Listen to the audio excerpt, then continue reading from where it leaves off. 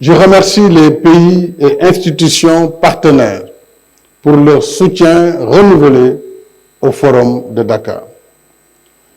Après la pause de 2020 due à la crise sanitaire, notre rendez-vous porte cette année sur le thème fort opportun des enjeux de stabilité et d'émergence en Afrique dans un monde post-Covid-19. Le sujet dénote plutôt un pari optimiste sur le futur. En effet, si la situation s'améliore par endroits, l'apparition d'un nouveau variant dans plusieurs pays rappelle que nous sommes tous exposés au virus et pas encore à l'ère post-Covid. Mais le thème nous engage aussi à être résilients, déterminés et combatifs. Il le faut face aux effets néfastes d'une double crise sanitaire et économique à laquelle s'ajoute pour l'Afrique la vulnérabilité particulière au changement climatique, l'intensification des attaques terroristes et la recrudescence des coups d'État.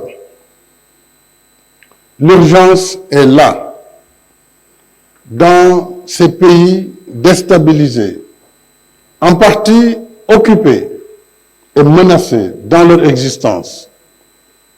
Ces vies perdues, ces personnes déplacées ou réfugiées, ces familles endeuillées, ces écoles fermées et ces économies fortement perturbées.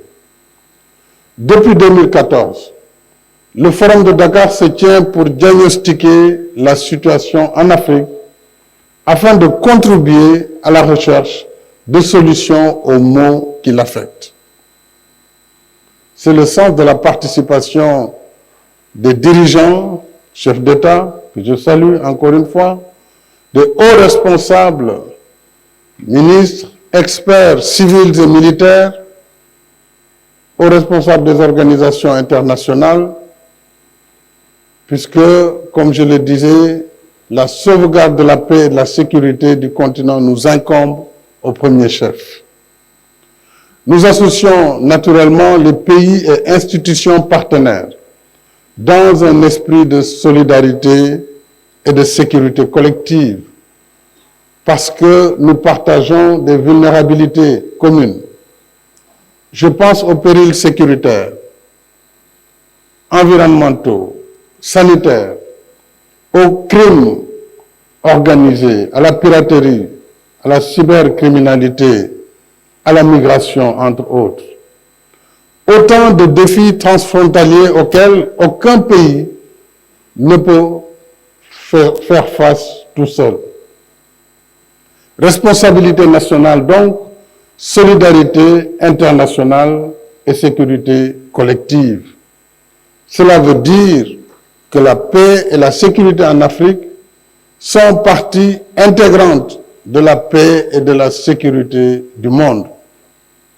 Nous devons, par conséquent, continuer de pointer du doigt les causes internes et externes des conflits sur le continent et d'évaluer l'efficacité des réponses nationales, des opérations de paix et autres mécanismes de règlement pacifique des différends.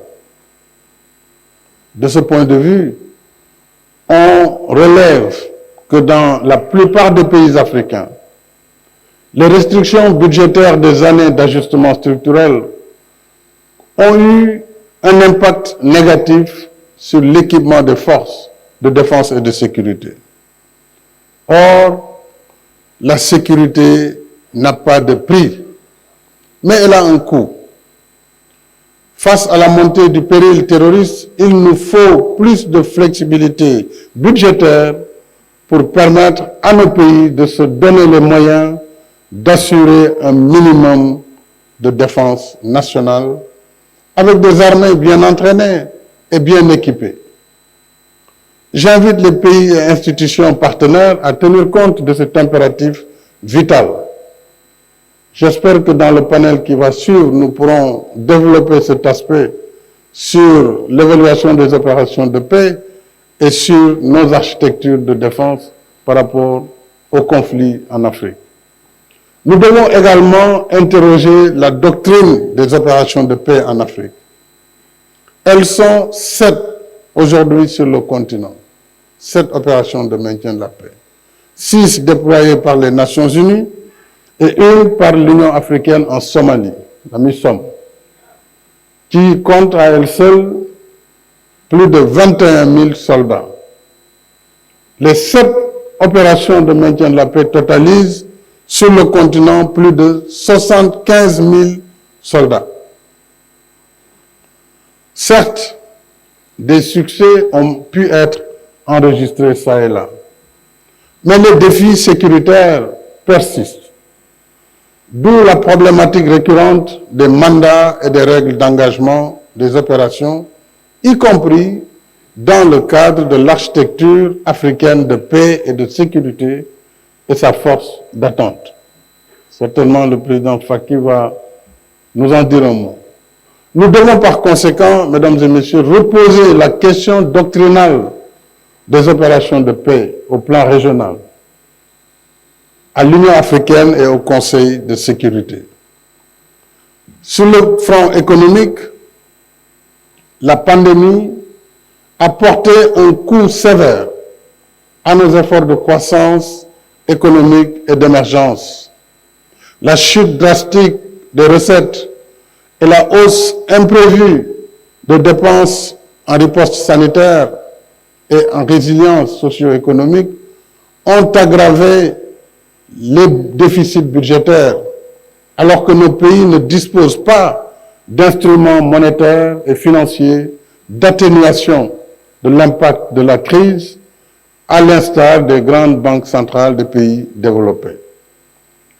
S'y ajoute le ralentissement des apports financiers extérieurs, notamment les investissements directs étrangers et les envois de la diaspora. Et selon le rapport de l'OCDE intitulé « Dynamique du développement en Afrique 2021 », transformation digitale et qualité de l'emploi, l'Afrique n'a attiré que 2,9% des IDE, investissements directs étrangers, en 2019. 2,9%, soit environ 45,5 milliards de dollars. Loin derrière l'Asie, 31% des IDE. L'Amérique latine et les Caraïbes, 10%. Les transferts de la diaspora ont également connu un net recul.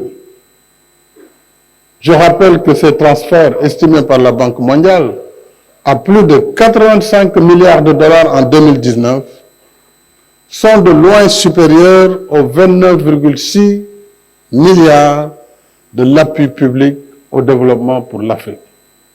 Voilà les chiffres. À titre illustratif de l'impact de la crise, pour la première fois de son histoire, mon pays, le Sénégal, s'est retrouvé à faire du transfert de fonds dans le sens inverse, en soutien à notre diaspora, dans le cadre de notre plan de résilience, pour vous dire combien la crise également a été dure dans les pays d'accueil, pour cette diaspora. Alors, dans ce contexte de crise et d'efforts, de relance post-Covid, quel enjeu et quel défi pour l'émergence du continent? Il faut d'abord rappeler l'ordre des grandeurs. L'Afrique, je le répète souvent, c'est 30 millions de kilomètres carrés et plus de 1,3 milliard d'habitants. Selon la Banque africaine de développement, rien que pour les infrastructures, les besoins du continent se situent entre 130 et 170 milliards de dollars par an. C'est dire que si l'aide peut contribuer à régler une urgence sectorielle, elle ne peut satisfaire les énormes besoins en route, en autoroute, en infrastructure globale, en centrales électriques et autres infrastructures indispensables à l'émergence de notre continent. En plus de nos efforts internes de mobilisation de ressources, il faut repenser la gouvernance économique mondiale pour favoriser les conditions de financement de l'émergence du continent. À mon sens, les réformes doivent porter sur 6 domaines au moins. 1. Il s'agira d'assouplir les règles de l'OCDE pour les prêts, crédits, exports et allonger les maturités pour les financements de projets d'infrastructure du développement. Ce débat, nous l'avons déjà eu à Paris au mois de mai et nous continuerons à l'avoir certainement lors du sommet Union européenne, Union africaine du mois de février de l'année prochaine. Deuxièmement, il faut corriger les règles d'évaluation du risque d'investissement en Afrique, puisque la perception de ce risque reste toujours plus élevée que le risque lui-même, ce qui renchérit les primes d'assurance et réduit la compétitivité de nos économies. 3. Promouvoir davantage le financement mixte, combinant fonds concessionnels et financements commerciaux. 4. Alléger et simplifier les procédures d'instruction des dossiers de financement des projets, bien sûr dans le respect des règles de transparence, parce qu'il n'y a pas incompatibilité entre la diligence et la transparence. 5. Assurer une transition énergétique juste et équitable selon le principe de la responsabilité commune mais différenciée et définir une période de transition pour la question de l'énergie sur nos économies émergentes. 6. Améliorer les règles du système fiscal international pour que l'impôt soit payé là où la richesse est créée, c'est-à-dire dans le pays où une société mène ses activités et tire ses profits. À ce sujet, l'adoption par le G20 de la proposition américaine pour l'instauration d'un impôt minimum de 15% afin de dissuader le recours aux paradis fiscaux va certainement dans le bon sens, tout comme l'émission historique de 650 milliards de dollars de droits de tirage spéciaux au niveau du Fonds monétaire international. Je voudrais saluer ici les pays qui se sont engagés pour réallouer à l'Afrique une partie de leur DTS. Ainsi, l'Afrique a pu disposer de son quota, qui n'était que de 33 milliards de dollars, pour renforcer sa résilience sanitaire, atténuer en partie l'impact de la crise et amorcer la relance économique. C'était le premier objectif du sommet de Paris, je le rappelais, de mai dernier sur le financement des économies africaines. Travaillons maintenant sur le deuxième objectif, qui est celui de la réallocation aux pays africains selon des modalités à convenir de 67 milliards de dollars mobilisables sur les DTS des pays riches qui consentent, bien entendu, pour atteindre le seuil des 100 milliards de dollars convenus. C'est ce qui nous rapprochera de 252 milliards de dollars. Désolé pour tous ces milliards, mais c'est important de fixer les chiffres. 252 milliards, c'est ce qu'il nous faut pour contenir le choc de la COVID-19 d'ici 2025. Ça, c'est le Fonds monétaire qui le dit. D'autre part, l'accès de tous au vaccin et sa production en Afrique reste pour nous une priorité majeure. Je salue les efforts déployés au plan bilatéral et dans le cadre de l'initiative COVAX et je tiens à remercier tous les pays donateurs dans l'initiative COVAX. Mais beaucoup reste à faire pour atteindre nos objectifs de vaccination. Le président Matamela Cyril Ramaphosa, qui coordonne avec engagement la riposte anti-Covid à l'échelle africaine, nous en dira certainement un peu plus. Thank you, Cyril. We are certainly eager to hear your update on the critical issue of vaccine. But let me reiterate here my full support against any form of discrimination or isolation in relation with the new variant Omicron. This is not acceptable and we won't accept it. D'ailleurs, parlant d'Omicron, il est aussi là depuis quelques jours. Il est partout. Et nous devons arrêter de nous faire peur. Nous devons respecter les gestes barrières. Nous devons continuer la vaccination. Je crois qu'on doit arrêter de faire peur à l'humanité toute entière, alors sur des sujets pour lesquels nous n'avons pas encore la pleine maîtrise. Et comme l'a clairement indiqué l'OMS, isoler un pays qui a séquencé un nouveau variant et a fait preuve de transparence est non seulement discriminatoire, mais aussi contre-productif. Parce que c'est inciter les autres à ne pas publier les résultats réels de leur investigation. C'est là le danger. Donc, il faut que nous continuions à travailler ensemble dans la solidarité. Cette pandémie qui frappe tous nos pays doit nous rassembler sur le front solidaire de la riposte au lieu d'ajouter un nouveau clivage entre pays riches et pays pauvres.